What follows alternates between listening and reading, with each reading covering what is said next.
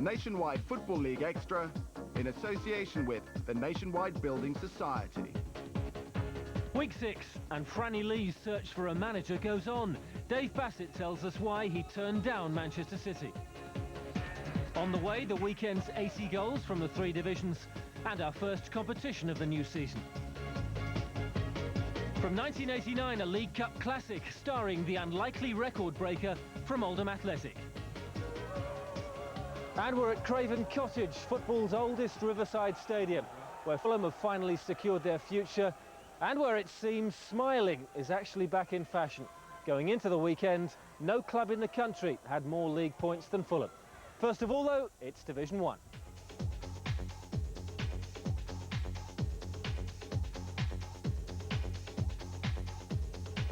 Dave Bassett is staying at Crystal Palace. On Wednesday, he was offered the Manchester City job, but by Thursday, he turned it down. I came to the conclusion that I thought it was professionally right for me to stay at Palace at this precise time. And one of the reasons for that is that, you know, the rapport with the players. And I think, you know, the players have done very well in the 7 months I've been here. And I think there's a lot more to come. And I think there's exciting times for Palace. And, you know, I think I don't necessarily want to abandon them at this moment. I want to sort of see them fulfil that potential. And what an end to the latest chapter in Dave Bassett's colourful career. His biggest win since he took over at Crystal Palace. David Tuttle's header began the demolition. Reading felt there was a foul by striker Bruce Dyer there, but Dougie Freedman didn't wait for the whistle, and his shot seemed to surprise Bobby Mikhailov, whose performance in the Reading goal was, to put it politely, rather eccentric. 5 minutes into the second half, Mikhailov seemed to think Dyer's cross was going over the bar. Instead, it dipped under it, and fullback Kevin Muscat couldn't miss.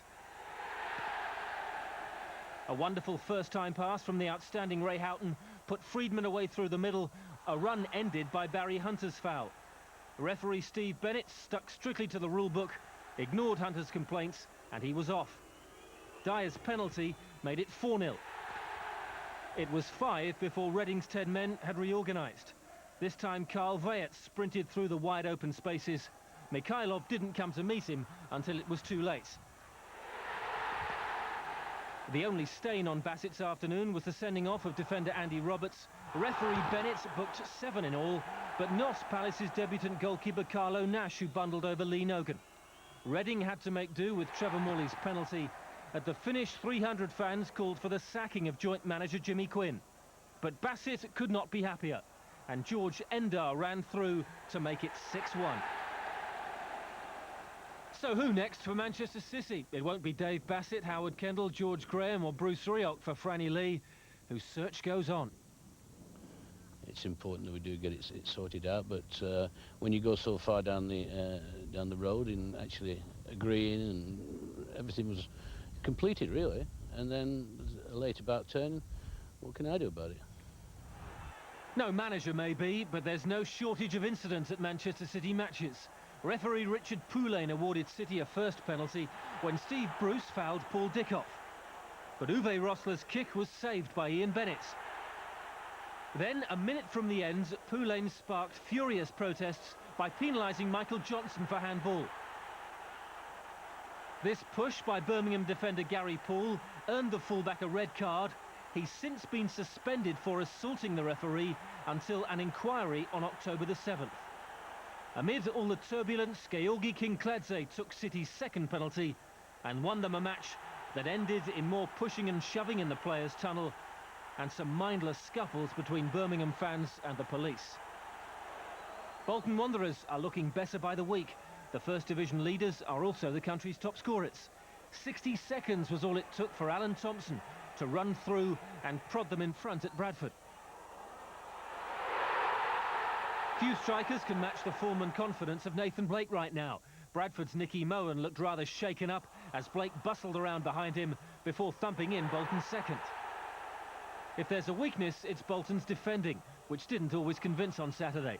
They were caught out first by a pacey Bradford attack, wonderfully finished by fullback Richard Leibert. Then the marking went missing. Dutch defender Marco Sass headed in to make it 2-2. But with Blake in storming form, Bolton re-established control.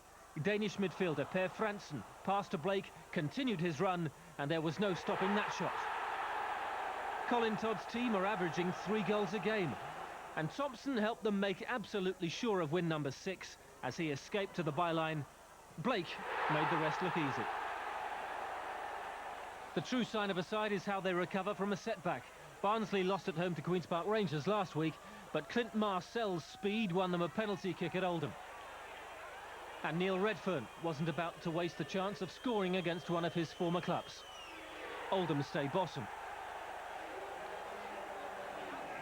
Norwich City stay in 3rd position. Strong and well organised, they did just enough at Portsmouth. Player coach Ian Crook was the match winner with a cleanly struck, perfectly placed 25-yarder. Howard Kendall is yet another manager to say no to Manchester City. On Saturday, his Sheffield United players rewarded that loyalty. The commentator is Peter Brackley. Patterson. Now Couture. Always wriggled through here. A lovely piece of skill. Now can he finish it off? He can't, but David White can. Frogger to right. Look to be a push, it's a penalty. And here is Thompson. 1-1 right at the last. Oh, Couture getting in around the back of Richards. Turned very well, and it's there! And Peter Couture has struck what surely will be the winner now. Awful one week, outstanding the next. But if West Brom can start to repeat their away form at home, they'll be contenders. Dave Gilbert's goal set the tone for an opening half hour that saw West Brom dominate in a way few teams do at Tranmere. Richard Schneekers and Andy Hunt created a second for the lively Paul Pesky-Salido.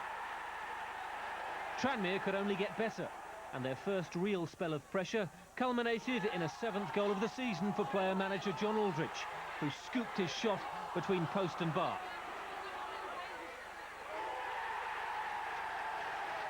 Paul Groves is another of the players Alan Buckley has brought from Grimsby to West Brom. Groves gets his share of goals from midfield. That one restored the 2-goal lead, and West Brom needed the breathing space. Tranmere controlled the final half hour, but Graham Branch's goal was all they had to show for all that effort. Back-to-back wins have lifted Ipswich into the top 8. For Charlton, this was another hard luck story away from home. Bradley Allen's header put the Londoners into a deserved lead.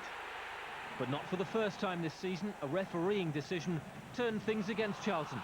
Fullback Jamie Stewart fouled Klaus Thompson 10 minutes into the second half. A red card offence in the eyes of referee Gurnham Singh. And as Stewart made his way off to the dressing room, Steve Sedgley looped the free kick over the wall and in. From then on, an Ipswich winner always looked likely, and it was Thompson who provided it with the pass. Alex Smathy went round Mike Salmon. Ipswich 2, Charlton 1. A standing ovation greeted Stuart Houston before his first home game as Queen's Park Rangers manager. So long the number 2, Houston now has his old boss, Bruce Rioch, as his assistant. Neither will have been too impressed with this performance. Steve Cow's weaving run and well-struck shot gave Swindon something to defend. And for most of the game, they frustrated Rangers' attempts to impress their new manager. But at least Houston's home debut didn't end in defeat. Paul Murray equalised, squeezing in his first Rangers goal. There hasn't been too much to suggest Southend and Port Vale will be among the contenders. This game flickered into life only briefly. Vale's Lee Mills hit a post, but both teams need to start finding the net. Brian Laws was another manager on the receiving end of a fans' demonstration at the end of yet another defeat. Oxford had clinched their first away win inside 10 minutes. John McDermott fouled Joey Beecham. Nigel Jempson put away the penalty. And Laws isn't exactly the luckiest manager around right now. A cross shot from Paul Moody was going nowhere special until it deflected in off Peter Handyside. Stoke City and Huddersfield have started the season promisingly, and they served up an excellent game on Sunday. John Helm is the commentator. Brian Horton's side has started well. And the ball rolled back here and forward to Stewart. So Marcus Stewart will get onto the end of this return ball. And knocked in by Stewart, and Worthington, oh, it's got into his own net. Calamity for Nigel Worthington. There's Worthington stabbing the ball away. Only into the path of Lee Makel, though. Might get a shot in here. No, runs it through to Stewart, and it's going to trickle in off the upright. 2-0 Huddersfield. It's nicely played to Sheeran, and Wallace, full of running here, will take on Bullock. And Ray Wallace with an angled cross, and there's Big John Gale.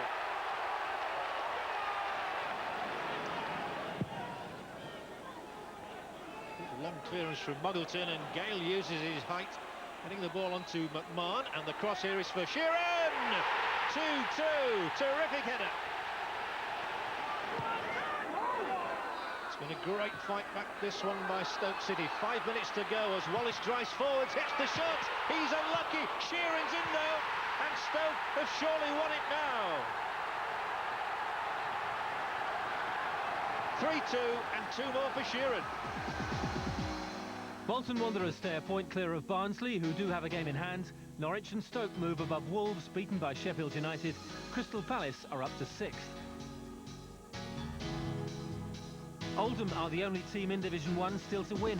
Grimsby and Bradford remain in the bottom 3 after defeats. Oxford and Sheffield United were the only teams in the bottom half to win.